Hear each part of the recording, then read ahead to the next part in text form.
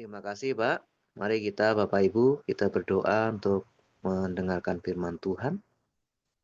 Kembali kami datang Tuhan ke hadirat-Mu yang Maha Kudus di pagi yang indah ini. Kami mau bersyukur Engkau masih memberikan kami kekuatan, kesehatan, serta penghiburan, damai sejahtera yang kami rasakan ya Bapa. Sebentar kami mau mendengarkan kebenaran firman-Mu. Biarlah Engkau urapi mulut bibir hamba-Mu yang akan menyampaikan kebenaran firman-Mu.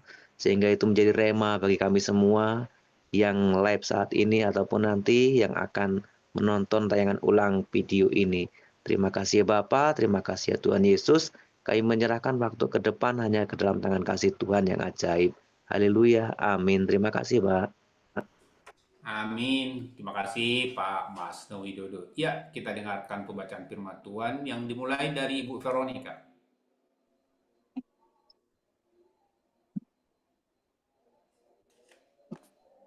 Ayub 12 ayat 1 sampai 25.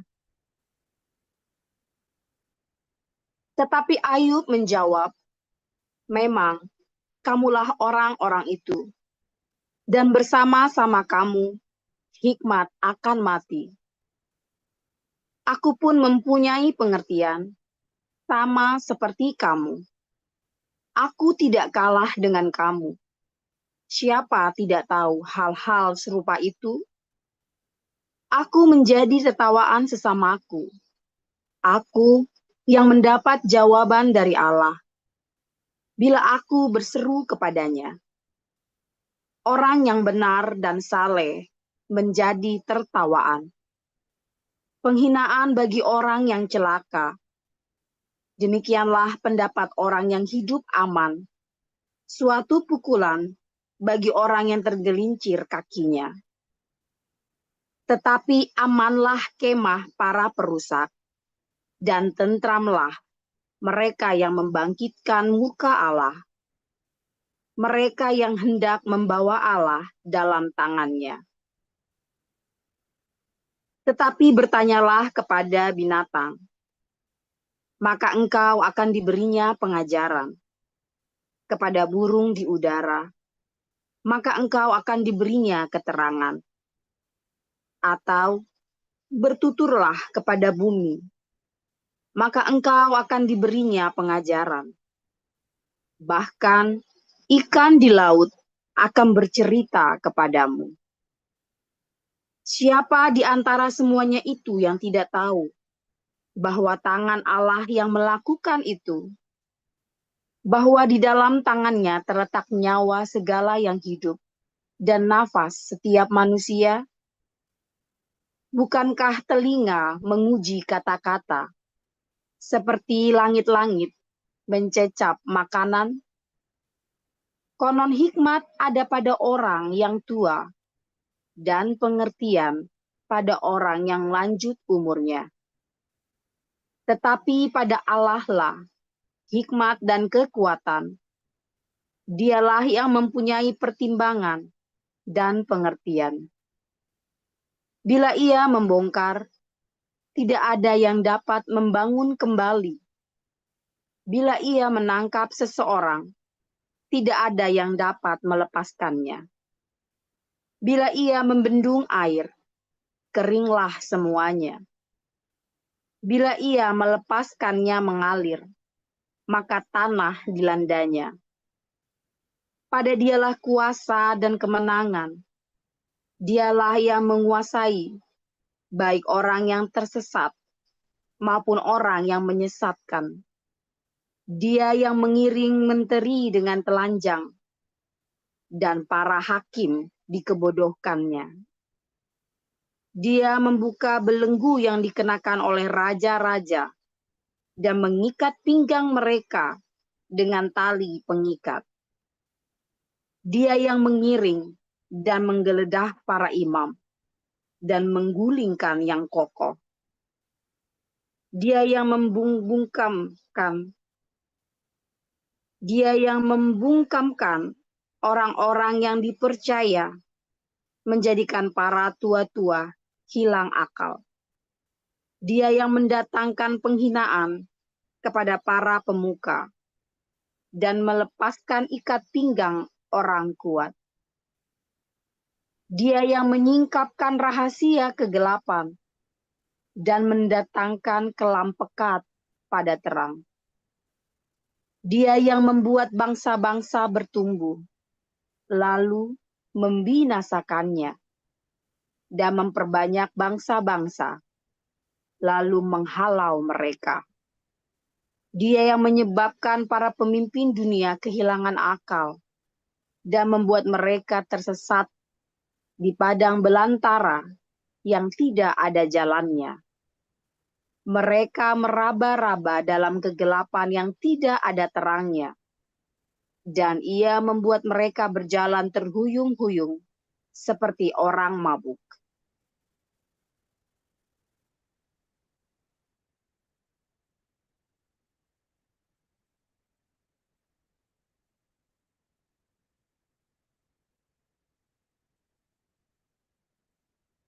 Ya, lanjut Pak Apul. Baik, saya lanjutkan 1 Tesalonika 5. Tetapi tentang zaman dan masa, saudara-saudara tidak perlu dituliskan kepadamu. Karena kamu sendiri tahu benar-benar bahwa hari Tuhan datang seperti pencuri pada malam. Apabila mereka mengatakan, semuanya damai dan aman, maka tiba-tiba mereka ditimpa oleh kebinasaan. Seperti seorang perempuan yang hamil ditimpa oleh sakit bersalin. Mereka pasti tidak akan luput. Tetapi kamu, saudara-saudara, kamu tidak hidup di dalam kegelapan, sehingga hari itu tiba-tiba mendatangi kamu seperti pencuri. Karena kamu semua adalah anak-anak terang dan anak-anak siang. Kita bukanlah orang-orang malam atau orang-orang kegelapan. Sebab itu baiklah jangan kita tidur seperti orang-orang lain, tetapi berjaga-jaga dan sadar. Sebab mereka yang tidur waktu malam, dan mereka yang mabuk waktu malam. Tetapi kita yang adalah orang-orang siang, baiklah kita sadar, berbaju zirahkan iman dan kasih, dan berkotopongkan pengharapan keselamatan. Karena Allah tidak menetapkan kita untuk ditimpa murka, tetapi untuk beroleh keselamatan oleh Yesus Kristus Tuhan kita, yang sudah mati untuk kita, supaya entah kita berjaga-jaga, entah kita tidur, kita hidup bersama-sama dengan Dia. Karena itu, nasihatilah seorang akan yang lain, dan saling membangunlah kamu seperti yang memang kamu lakukan. Kami minta kepadamu, saudara-saudara, supaya kamu menghormati mereka yang bekerja keras di antara kamu, yang memimpin kamu dalam Tuhan, dan yang menegur kamu, dan supaya kamu sungguh-sungguh menjunjung mereka dalam kasih karena pekerjaan mereka. Hiduplah selalu dalam damai seorang dengan yang lain. Kami juga menasihati kamu, saudara-saudara, tegurlah mereka yang hidup dengan tidak tertib, hiburlah mereka yang tawar hati, belalah mereka yang lemah, sabarlah terhadap semua orang. Perhatikanlah supaya jangan ada seorang yang membalas jahat dengan yang jahat, tetapi usahakanlah senantiasa yang baik terhadap kamu masing-masing dan terhadap semua orang. Bersukacitalah senantiasa, tetaplah berdoa, mengucap syukurlah dalam segala hal, sebab itulah yang dikehendaki Allah di dalam Kristus Yesus bagi kamu.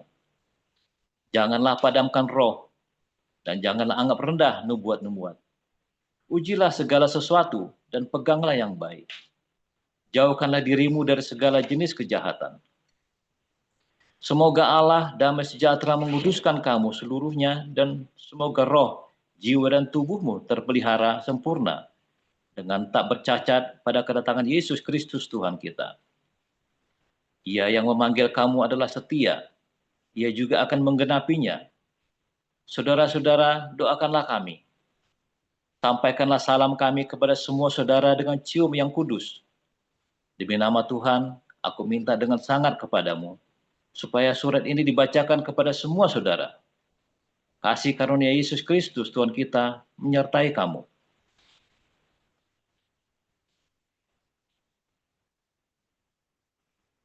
Yesaya 35.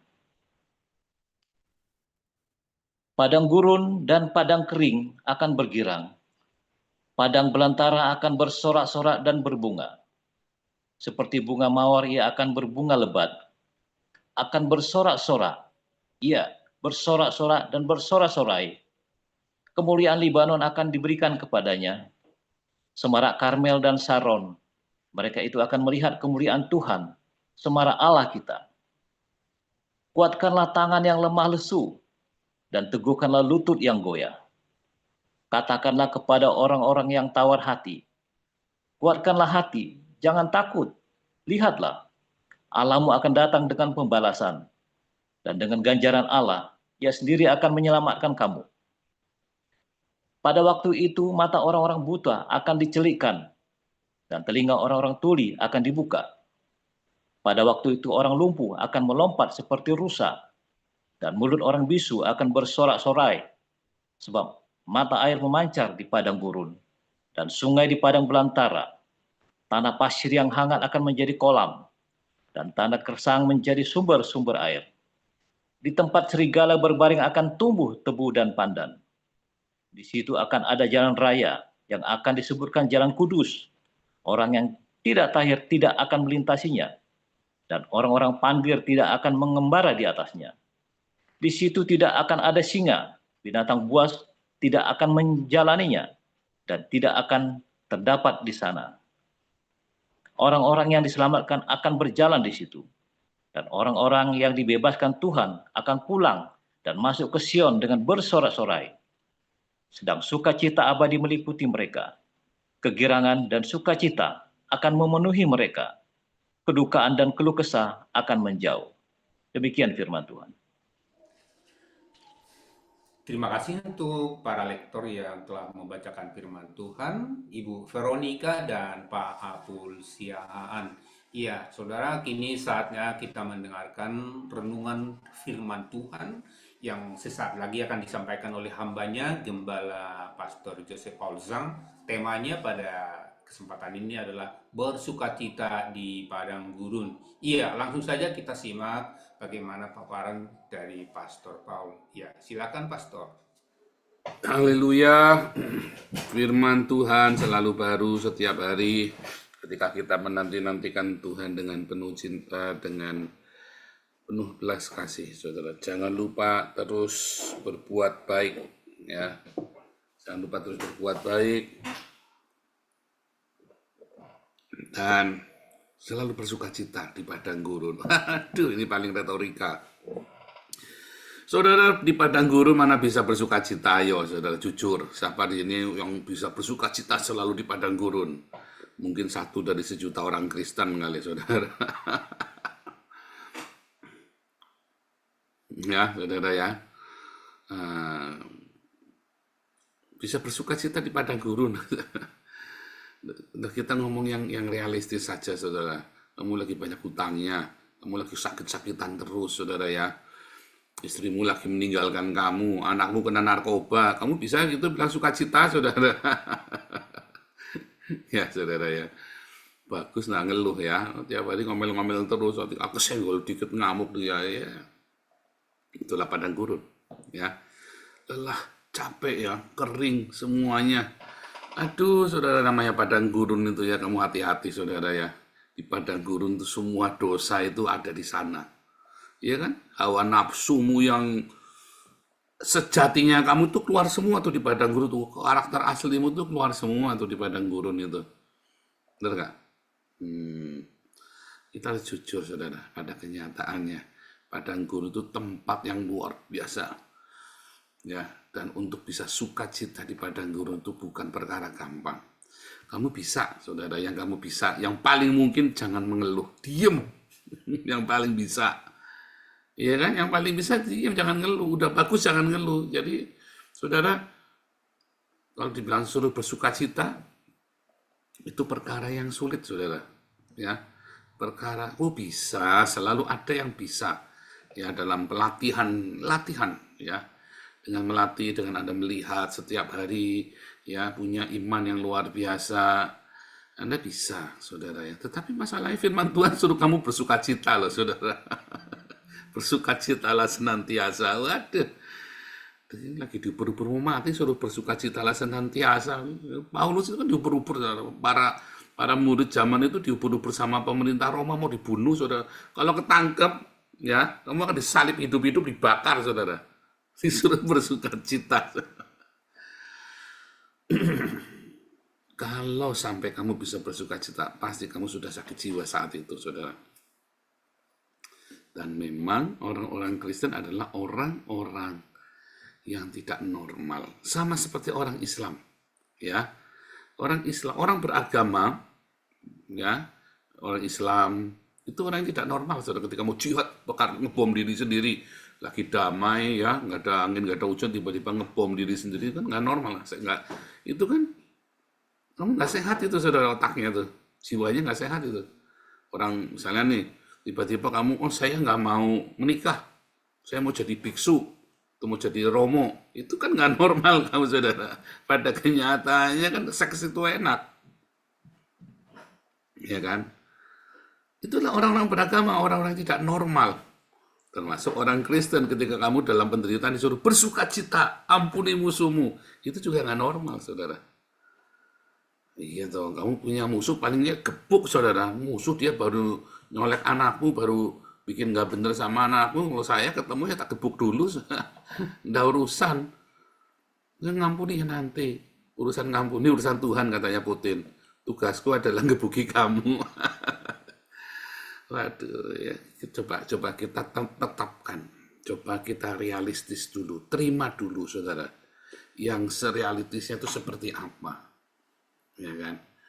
Yang realitanya itu seperti apa, kita terima dulu. Ya. Nah, lalu kita bilang yang tidak normalnya, saudara. Ya, ketika ada Roh Kudus di dalam hidup kamu, di padang gurun kamu bisa bersuka cita, saudara ya. Kalau ada Roh Kudus di dalam hidup kamu, saya nggak cerita retorika yang ini, tadi retorika. Yang ini, apa itu Roh Kudus? Kamu punya rema, ya. Tiap hari ada rema. Rema itu ya, kalau kamu eureka, gitu ya, kalau menemukan sesuatu, nyahu, mantap, saudara. Menemukan ketagihan kamu dengan padang gurun, ya. Di padang gurun itu kamu melihat mujizat, saudara. Oh sebentar, kalau kamu melihat mujizat di padang gurun, ketagihan nggak, saudara? Siapa yang ketagihan mujizat? Ya, lagi kepepet, tiba-tiba, ada mujizat, saudara. Kamu ketagihan, Tuhan lain kali biar kepepet lagi, Tuhan. Saya biar lihat mujizat lagi. Bohong kamu, saudara. Lain kali bilangnya jangan kepepet lagi ya. Masalahnya kalau kamu nggak kepepet kan nggak ada mujizat. Kalau kamu tidak kepepet masalah keuangan, kamu tidak akan pernah mendapat mujizat keuangan. Kalau kamu tidak ada kepepet masalah kesehatan, kamu tidak akan mendapat mujizat kesehatan. Kalau kamu tidak punya kepepet masalah keluarga, kamu tidak akan mendapat mujizat keluarga. Tetapi itu kan mujizat itu tidak ketagihan. Mana ada kamu ketagihan mujizat? Hari ini, ya Tuhan kirim aku sakit lagi, Tuhan, supaya aku punya mujizat lagi, ketagihan mujizat kesembuhan, saudara. Kan bohong banget, saudara. Kamu mau dikena cancer, besok lagi kena stroke, nanti besok lagi kena sakit panu, saudara, besok lagi kena kudis, besok lagi kena mimisan, minta mujizat, kan tidak mungkin, saudara ya. Tetapi eureka, rema, mujizat itu bukan rema, saudara ya. Mujizat itu cuman selewatan, bonus, ya, bonus. Yang membuat kita bisa bersuka cita di padang gurun itu peremaan, ya. Sehingga kamu menikmati padang gurun itu. Makanya para nabi, para rasul suka pergi ke padang gurun karena mendapatkan peremaan. Sebelum Yesus pergi melayani, bertugas, dia pergi dulu ke padang gurun. Yohanes juga sama, ada suara berteriak, berseru-seru di padang gurun. Elia juga sama, pergi ke padang gurun 40 hari 40 malam. Setiap orang akan mengalami padang gurun. Ya, dan padang gurun itu nggak enak. Kalau bisa kita nggak masuk sana. Ketagihan. Kalau ketagihan, Yesus bolak-balik ke padang gurun 40 hari, saudara. 40 hari 40 malam nggak makan. Saya cukup sekali saja puasa 40 hari 40 malam, udah kayak mau mati. Sekali lagi suruh puasa 40 hari 40 malam kok rasanya tidak mau ya saudara ya. Kalau suruh saya masuk ke padang gurun lagi mau nggak? Aduh Tuhan, kalau bisa jangan Tuhan. Nggak serem ya. Saya aja sekarang lagi ngeritis stand up, deg-degnya minta ampun. Kita tuh Tuhan, Tuhan. Saya kan nggak pengen ngeritis stand up, tapi Tuhan tolonglah supaya saya dikuatkan. Ya, supaya saya dikuatkan. Ya kita bertumbuh ya, bertumbuh kita ya, komunitas kita. Pasti. Tapi kan deg-degan, saudara. Deg-degan yang paling pertama apa? Siapa yang mau datang? Kita tidak kenal. Anak saya tidak sekolah di Den Haag, kita tidak ada di Den Haag, kita duduk masuk Den Haag, ding, kita buka, saudara. Nekat sekali, kita nggak ada kenal orang. Sekalinya kenal orang Indonesia, bukannya dibantu, malah kita dikerjain, saudara. Ya kan? Begitu kumpul malah dikerjain sampai mereteli satu-satu ya. Udah banyak mereteli satu-satu. Kita ngalamin gitu ya. Tetapi saya sudah ngerti, dari awal saya sudah ngerti. Makanya saya sudah jaga-jaga. Ya. Begitu saya sudah menunjukkan gelagat nggak baik, langsung saya cut, saudara. Saya bilang ya, kami tidak butuh volunteer, kami butuh orang komitmen. Karena pekerjaan yang saya lakukan adalah pekerjaan yang sangat besar dan sangat berat. Jangan datang dengan volunteer suka-suka. Ya, volunteer buat orang Indonesia itu datang suka-suka dia. Ya, namanya suka-suka ya aku mau datang, aku suka datang, aku datang. Enggak ya enggak. Kalau volunteer di Belanda, kamu kalau sudah janji kudu datang, saudara. Walaupun kamu nggak dibayar. Kalau enggak, kamu udah nggak usah. Kamu akan diberhentikan. Ya. Namanya volunteer atau vrijwilliger, ya, vrij itu bebas, kehendak bebas.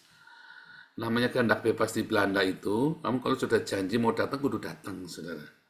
Kamu udah janji tiap satu mau bantu, ya bantu. Ya, itu dikasih uang, nggak dikasih uang, kamu bantu. Kalau namanya volunteer versi Indonesia, ya suka-suka aku lah. Aku mau ke sini, aku datang, enggak, nggak bisa, kapan jadinya? Kalau gereja dipenuhi dengan volunteer seperti itu, kapan jadinya, saudara? Makanya saya bilang nggak boleh. Ya, nggak boleh. Kamu harus belajar arti komitmen, saudara. Bahkan di komunitas kita, kamu hanya orang-orang yang komitmen yang bisa jadi pengurus. Kalau suka-suka nggak bisa, saudara. Suka-suka akulah. Ya dulu ya ada bendahara kita, ya suka-suka akulah. Aku punya waktu ya aku buka. Ya nggak boleh, saudara. Kamu janji mau kapan bukanya, hari apa, kita tungguin kamu. Tapi jangan suka-suka kamu, nggak boleh. Ngerti saudara bedanya volunteernya Indonesia dengan volunteernya Belanda, saudara. Dan saya tahu betapa berat ketika kita ngerintis Belanda ini. Ya, dan kita bersyukur ya ada ini ya, kita didukung oleh tim pengurus yayasan kita untuk Belanda ini. Ya, sehingga ya maaf kata, modalnya nggak cuma titik doang saya, saudara ya. Saya benar-benar buka itu dengan, kita diawali dengan bikin opwaking gitu ya, bikin KKR gede ya. Saya datang 100-150 orang 2 hari berturut-turut, sehingga orang tahu kita dan kita bisa kasih makan setiap seminggu 2 kali. Ya, kasih makan saudara kita ya. Dari donasi Anda semua, yang untuk khusus Project 77 ya. Deg-degan kurang ya kurang, donasinya adanya segitu, kalau adanya lebih ya kita dengan senang hati, ya saya nggak akan deg-degan, ya, tapi kita sekarang andalkan Tuhan, ya ada hal-hal yang kita harus andalkan Tuhan. Ini bukan padang gurun, di tanah perjanjian pun kamu harus kerja, ya membajak, ya kamu harus beternak, menggembalakan kambing domba, capek, ya menghadapi singa beruang, tetapi Tuhan janji, kamu menabur, kamu akan menuai. Padang gurun yang dulu saya lalui selama saya di Indonesia, saya mengalami padang gurun. Padang gurun itu bersorak-sorai, akan berbunga, berbuah, lebat, saudara. Akan mengalir aliran sungai. Ya, di padang gurun itu ya saya penuh dengan air mata. Ya, padang gurun itu penuh air mata. Anda semua di padang gurun pasti penuh air mata. Tapi yang paling penting jangan mengeluh, diam. Makanya setiap ngelilir, latih. Terima kasih Tuhan. Dilatih saudara, setiap tidur ngelilir, dalam mimpimu, dalam liliranmu itu, dan kamu lagi rem itu ya, terima kasih Tuhan, terima kasih Tuhan. Walaupun merintih hatimu saudara ya, itu akan melatih seluruh sel-selmu. Ketika digebrak kamu kan bilang thank you Jesus. Bukannya digebrak keluarnya cuma serapah, tapi digebrak keluarnya thank you Jesus. Dalam tekanan yang lebih berat lagi, terima kasih Tuhan. Sambil menangis. Tetapi di padang gurun itulah kamu melihat mujizat-mujizat setiap hari. Tentu saya berkata itu nggak akan bikin kamu ketagihan. Nggak ada orang bolak-balik mau kesulitan keuangan, sakit penyakit, terus setiap hari ada godaan, ada pencobaan, ada musibah, nggak mungkin. Hari ini anaknya mati, nanti tahun depan di padang gurun lagi istrinya mati, pencobaan yang berturut-turut, bangkrut sisan, sakit sisan, itu banyak itu lah. Nanti kamu pasti di padang gurun. Loh, kalau istri mati bukan padang gurun, tapi kalau berturut-turut seluruh anggota keluargamu meninggal, itu kamu sedang di padang gurun, saudara. Ya, dalam berturut-turut, bukan 2 kali, 3 kali, tapi berturut-turut. Atau dalam sekejap mata, ya, kayak teman saya itu ya, tenggelam 8 orang, papanya, mamanya, kakaknya, adiknya, semua 8 orang, mati semua, cuma dia yang selamat. Satu keluarganya hilang semua. Itu kamu sedang dalam sesuatu, ada sesuatu tuh, ya. Terus kamu ketagihan begitu, yang begituan, saudara, ketagihan, nggak mungkin. Tetapi kamu bisa bersuka cita dengan menjadi tidak normal. Menjadi bukan manusia biasa, tapi manusia tidak normal. Yaitu manusia yang dipenuhi dengan rema. Ya, kenapa? Karena di padang gurun itulah kamu mendapat banyak sekali pengajaran-pengajaran. Ya, yang sangat membuat kamu menjadi bersuka cita. Pengajaran-pengajaran di padang gurun itulah pengajaran-pengajaran yang real. Sebab ketika kamu tidak pernah masuk padang gurun, kamu nggak pernah mengucap syukur tuh apa namanya pencoba, apa namanya diberkati dibanding dengan pencobaan. Karena kamu selalu ada di padang, karena kamu ada di padang gurun, begitu ada burung puyuh datang, kamu mengucap syukur. Biasanya nggak makan daging, hari itu makan daging. Di padang gurun itu tiba-tiba ada air, kamu mengucap syukur. Biasanya kering kan, tiba-tiba ada air. Kalau kamu ada di Belanda, orang Belanda nggak mengucap syukur tuh, mandinya pakai air minum tuh. Ya, kemarin saya ngomong sama Marcel, ada beberapa orang di Pastori tersinggung karena nggak boleh berendam. Kita kan punya bathtub tuh di Pastori. Lalu setiap hari berendam di bathtub pakai air panas, saudara. Lah tetangganya ngamuk-ngamuk, saudara. Yang punya Pastori juga jejerita sama saya. Tagihan airnya banyak, kelihatan penggunaan airnya banyak, tiap hari berendam di bathtub pakai air panas. Oh, bayangin, kamu nggak nyadar di Belanda ini air mahal, ya. Kamu rasanya air di Indonesia air isinya bakteri E. coli yang buat berendam, ya kan? Kamu rasanya ya kan? Itu kalau kamu berendam di bathtub di Belanda, sama saja kamu berendam air aqua itu, saudara. Ya, sama aja kamu berendam air aqua dikasih heater itu, dipanasin itu loh, saudara. Ya, kalau satu itu isinya 50 liter, maka kamu sedang kalau 50 liter, 500 liter, bathtubnya 500 liter, berarti kamu sedang berendam dengan 25 galon air aqua. Itu ya, saudara ya. Sama saja, karena air minum di Belanda itu kamu bisa minum dari keran, kamu buka keran langsung kamu minum, saudara ya. Air yang kamu buat mandi, buat cebok itu juga air yang sama yang buat minum, langsung tanpa kamu masak lagi. Kalau kamu tidak merasakan nggak ada air kamu buang-buang tiap hari, saudara. Ya, kamu buang-buang air tiap hari karena kamu tidak menghargai, tidak tahu airnya itu dari mana. Orang Belanda itu, kenapa orang Belanda mandinya itu nggak setiap hari, saudara? Bukan karena dingin, bahkan musim panas saja mandinya nggak tiap hari. Kalau kami karena dari Indonesia, kebiasaan mandi sehari 2 kali. Ya, itu pun saya sekarang mandinya cuma sehari sekali, tapi tiap hari mandi. Kalau Pak Iman kemarin ngajari jangan, nanti kulitnya rusak. Tapi memang karena airnya mahal, saudara. Airnya itu mahal. Ya. Kalau kamu tidak merasakan padang gurun, kamu nggak tahu apa ucapan syukur.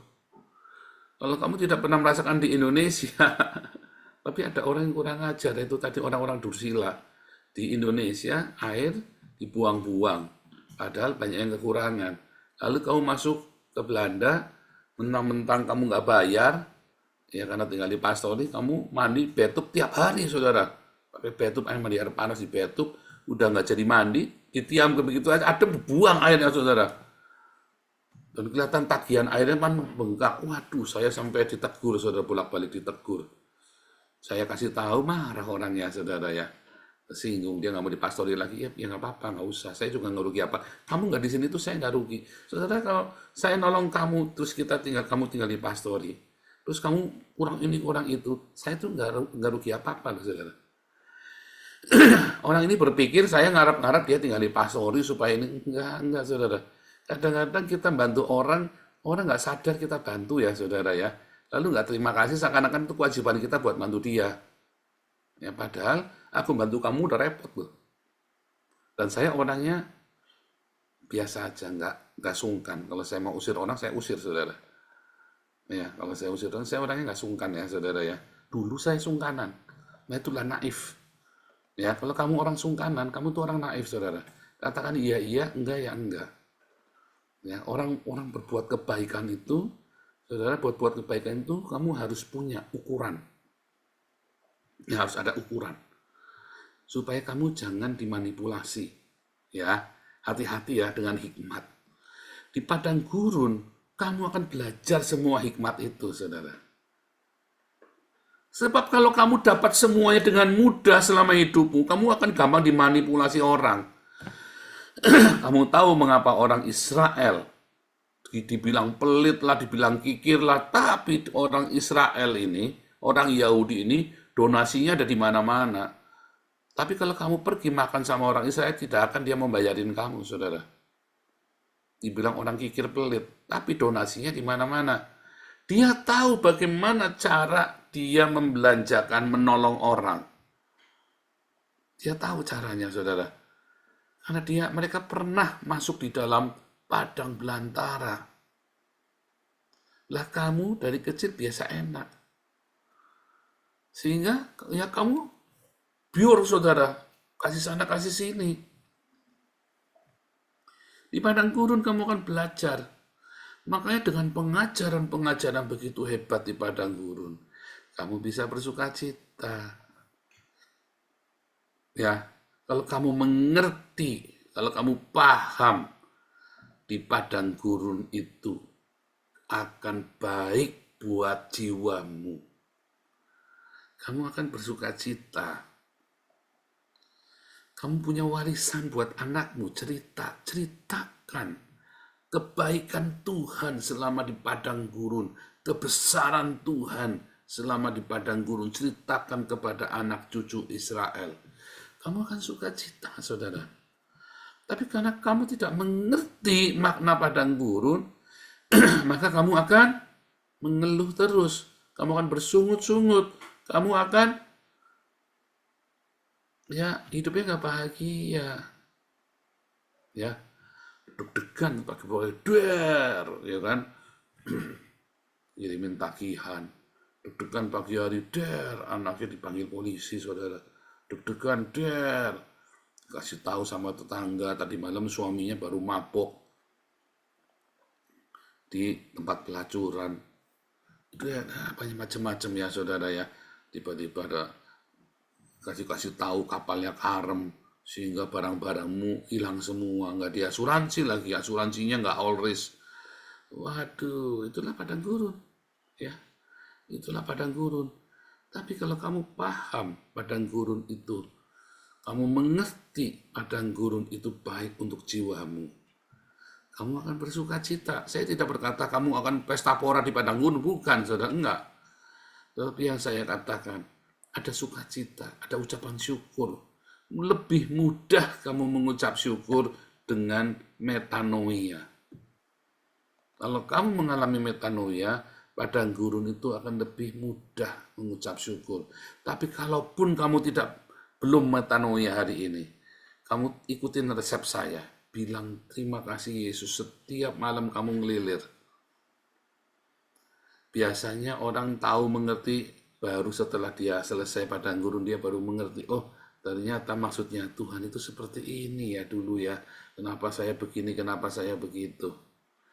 Lalu kalau Anda paham padang gurun, Anda tidak akan kembali lagi ke sana. Kalau Anda tidak paham padang gurun, Anda akan kembali lagi ke sana, saudara. Ya kan? Orang Israel itu masuk ke tanah perjanjian, ya kan, tahun 1400, mereka masuk ya 1406 mereka masuk tanah perjanjian. Ya, tahun 700 orang Israel Samaria dibuang 700 tahun kemudian. Ya. Terus 200 tahun kemudian tahun 530, tahun 586 orang Yahudi dibuang ke Babel. 70 tahun bisa balik lagi. Tapi 400 tahun kemudian ya, orang-orang Israel dibuang dari tanah perjanjian, dicabut seakar-akarnya, saudara, sampai tak berbekas. Ya, nama Israel aja diganti Yudea, nama Yudea Samaria Israel aja diganti Palestina. 2000 tahun tuh, saudara, tak berbekas sejarahnya. Karena mereka tidak menghargai makna padang gurun. Ya, kalau kamu tahu makna padang gurun, kamu nggak akan balik ke sana lagi. Ya, sukacita di dalam Tuhan, di tanah perjanjian. Ya kan? Selalu kan di tanah perjanjian. Supaya kamu lanjut umurmu dan kamu diberkati di tanah yang Tuhan janjikan kepadamu. Hormati orang tuamu. Ya kan? Asilah istrimu, hormati suamimu, ya kan, hidup di dalam kekudusan, tetap tinggal dalam cinta, supaya lanjut umurmu di tanah yang Tuhan janjikan kepadamu. Maka tak ada yang kekurangan di antara kamu, karena kamu selalu berdiakonia di tanah yang Tuhan janjikan kepadamu. Selalu endingnya begitu, di tanah perjanjian itu.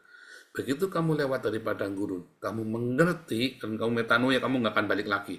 Kalau kamu tidak metanoia, mungkin kamu bisa masuk, kamu keluar lagi, saudara. Ya, karena kamu melewati padang gurun, ya didoping atau apa kita nggak ngerti. Orang bisa lewat ya, saudara. Tetap ada yang bisa lewat. Contohnya siapa, saudara? Ada anak-anak yang lahirnya sudah di tanah perjanjian. Ya kan? Ada anak-anak yang orang tuanya orang percaya, ya, kemudian dia lahir di tanah perjanjian. Karena orang tuanya orang percaya, dia sudah melewati padang gurun. Lalu dia tidak cerita tentang padang gurun itu kepada anaknya. Dia tidak didik anaknya ya untuk mempersiapkan diri. Karena setiap orang pasti masuk padang gurunnya. Lalu anak ini masuk ke padang gurun dan nggak bisa keluar dari padang gurun. Bahkan terbuang, tercabut dari tanah perjanjian. Makanya metanoia dengan rema. Begitu kamu punya rema di padang gurun, ya ada sukacita. Padang gurun itu terasa lebih baik daripada kamu tidak punya rema. Ada sukacita senantiasa di padang gurun. Ya, Tuhan Yesus memberkati.